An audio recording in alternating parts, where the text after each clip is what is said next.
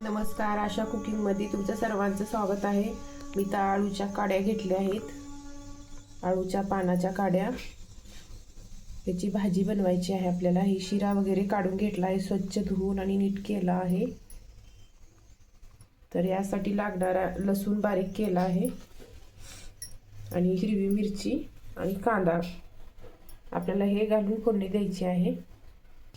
तर गॅसवरती कढई ठेवला आहे गरम करण्यासाठी. त्यात आपल्याला गरजेनुसार तेल टाकायचं आहे. मी तर अर्धी पळी टाकला आहे तेल. तेल छान गरम होऊ द्यायचं आहे. जिरे मोहरी टाकायचे आहे.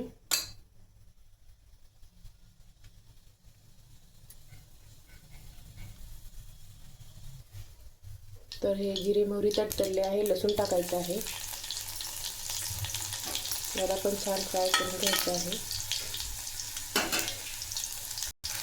कांदा आणि हिरवी मिरची बारीक कट केलेलं टाकलं आहे मी पण. आपण काय करतो, आळूची पानं तेवढं काढून घेतो, देठ सर्व टाकून देतो. त्याचा काहीतरी उपयोग करायचा असा भाजी बनवायची अशा पद्धतीनं. हे आळूच्या काड्या पण खूप चांगल्या आहेत शरीरासाठी. मुतखडा पोटासाठी खूप चांगला आहे. ही टाकून देण्यापेक्षा अशी भाजी बनवून खावा तुम्ही पण.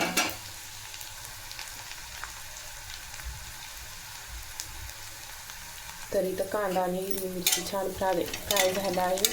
तर यात आपल्याला ही आळूच्या काड्या टाकायच्या आहेत.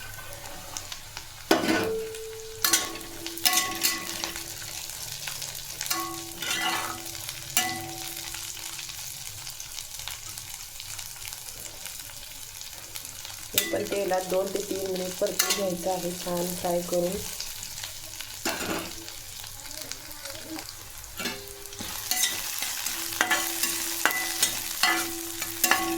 आपल्याला हे तेलातच शिजवायचं आहे.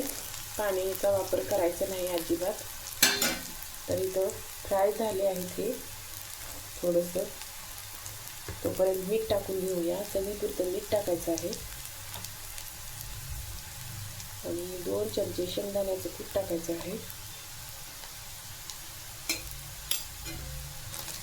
डाळ पण टाकू शकता तुम्ही, तूर डाळ, हरभऱ्याची डाळ, मुगाची डाळ. मी इथे शेंगाच्या कुटाचा वापर केला आहे.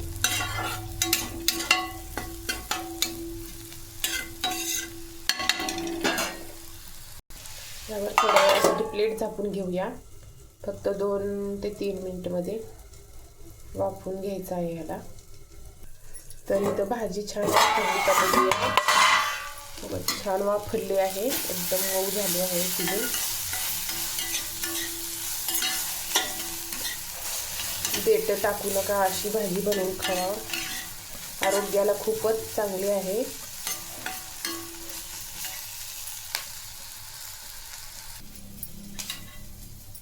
भाकरीसोबत छान लागते भाजी ही, चपातीसोबत नुसती तोंडी लावायला पण छान लागते भाजी ही. तर व्हिडिओ आवडला तर लाईक करा, कमेंट करा, नवीन असाल तर सबस्क्राईब करा चॅनलला.